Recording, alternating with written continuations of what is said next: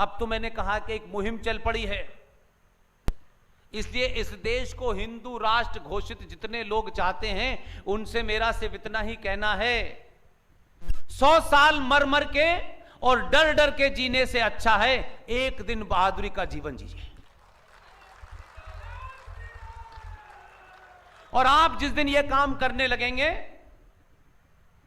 इस देश के चौराहों पे, पुलियों पे, जहां जहां सनातनी हिंदू की हत्या करने के लिए कुछ पागल कुत्ते घूम रहे हैं, वो आपको देख के भाग जाएंगे। डरिए मत आप। कोई दिन ऐसा नहीं जाता है जब मेरी सुबह हत्या नहीं होती लेकिन मैं शाम तक जिंदा ही मिलता हूं। दुनिया का कोई फलसफा नहीं कह सकता कि तुम कब मरोगे। लोग सोते सोते मर जाते हैं, लोग हवाई जहाज से गिरने के बाद बच जाते हैं। अगर हम ये मानते हैं कि ये जीवन एक ना एक दिन समाप्त होना है, तो फिर किससे डरना है? जो डरे हुए हैं, और अफसोस की बात तो यह है और शर्म की बात यह है कि जिन्होंने जिंदा रहने के लिए चंद सालों पहले तलवार के जोर पे शलवार पहनी, वो मुझे और आपको डराएंगे। वो मुझे डराएंगे। उनके अपने गरेबान में उठा के देखें। अब तो मैंने कहा कि एक मुहिम चल पड़ी है, इसलिए इस देश को हिंदू राष्ट्र घोषित जितने लोग चाहते हैं उनसे मेरा सिर्फ इतना ही कहना है कि देश की गद्दी पर जात पात से ऊपर उठ करके, मेरा तेरा से ऊपर उठ करके इस राष्ट्र को बचाने वाले किसी पुरुष में भी आपको वो भाव नजर आए, आप उसे चुनिए। और जब आप उसे चुनते हैं तो कश्मीर में यह सिलसिला बड़े दिन से चल रहा है। शुरू में आए तो बयान आया कि 1722 में मेरे पूर्वज राघोराम कौल थे।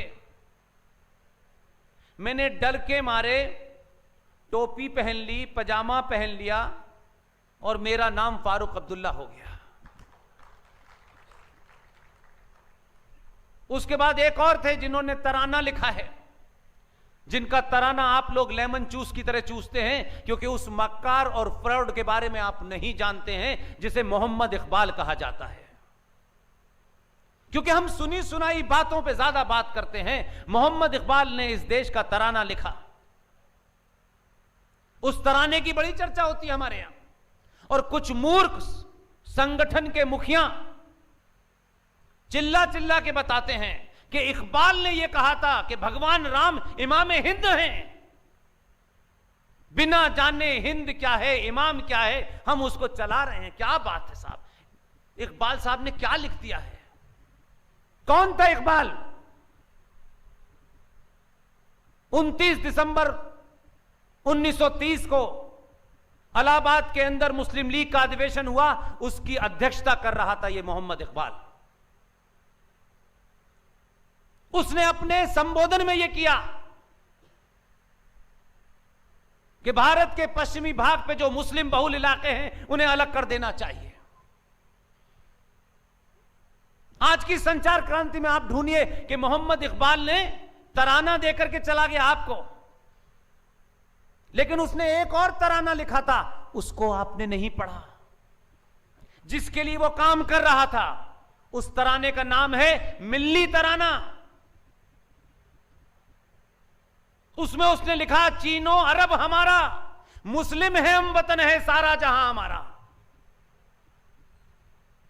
आप आज भी नहीं पढ़ना चाहते, इसलिए आपके आइडियल अभी गलत बने हुए हैं। आप उन्हीं लोगों के नैरेटिव को चला रहे हैं।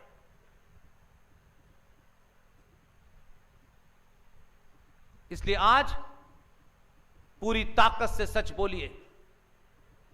और आपको जो काम मंदिरों से होना था वो नहीं हुआ। आज भी सनातनी हिंदू समाज बार बार यह बात कहता है कि हम जातियों में बटे हुए हैं। और आपकी स्थिति क्या करी है? उसको मैंने इलाहाबाद बनारस में एक रखा था अपने तरीके से, ताकि लोग उसको समझ सके। एक मां थी और उस मां का एक सौतेला बेटा था, और मां उस सौतेले बेटे को 5 साल की उम्र से गोद में टहलाती थी। वो 10 साल का हो गया तब भी उसकी गोद में था, 15 साल का हो गया तब भी उसकी गोद में था। तो तमाम कॉलोनी की और मोहल्ले की महिलाओं ने कहा कि यार ये हमारी समझ में नहीं आ रहा कि एक मां एक सौतेले बच्चे से इतना प्यार करे कि 15 साल का हो जाए तब भी उसको गोद में लेके घूमे। उन्हें इस पे अचरज हुआ, और वो तमाम महिलाएं उस मां से मिलने गईं और उससे यह सवाल किया कि हम नहीं समझ पाते कि तुम इस बच्चे से इतना प्यार करती हो कि इसे दिन भर गोद में लेके घूमती हो। उस महिला ने क्या जवाब दिया? बोला, यह आपको लगता है कि मैं इससे प्यार करती हूं,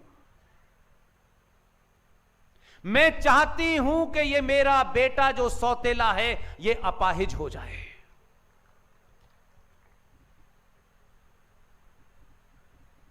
यह अपाहिज रहेगा तो मेरी अपनी औलाद के सामने सिर्फ ये रिजर्वेशन की भीख मांगेगा और कुछ नहीं करेगा। इस रिजर्वेशन ने आपको यहां पहुंचा दिया है, और आपने उस जाति व्यवस्था को धार्मिक समझा है, जबकि भारत में जाति व्यवस्था सामाजिक व्यवस्था थी। यह डॉक्टर कम्युनिटी है, ये पत्रकारों की कम्युनिटी है, ये इंजीनियर्स की कम्युनिटी है। उस सामाजिक व्यवस्था को आपने धार्मिक रूप दे दिया। भारत भूमि हजारों हजारों साल से जाति प्रधान नहीं रही, कर्म प्रधान रही है।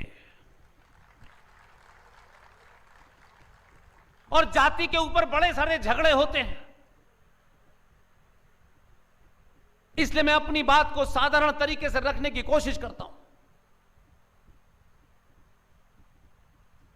भगवान परशुराम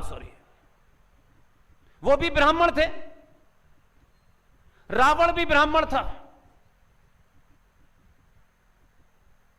रावण अपने कृत्य के कारण चौराहे पे जलाया जाता है,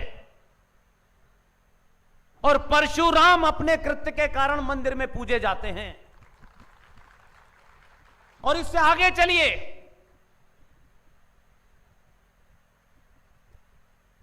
भगवान राम क्षत्रिय थे,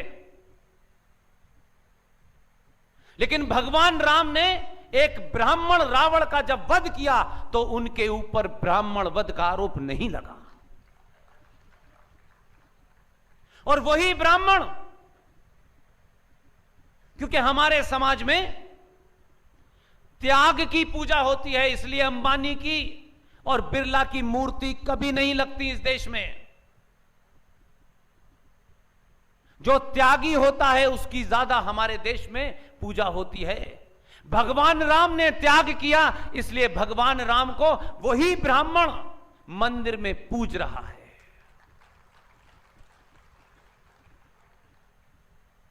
जाति का कहां रोल था इसमें? लेकिन हमको यह बता दिया गया, और जाति के नाम पे पहली जनगणना अंग्रेजों ने कराई थी। अब कुछ लोग स्वार्थी नेता कुछ समय के लिए सत्ता पे और बैठने के लिए, पता नहीं मरने के बाद भी सत्ता अपने साथ लेके जाएंगे, अब यही रट लगाए हुए हैं कि नहीं जातिगत होना चाहिए ताकि और इस देश के अंदर खून खराबा हो।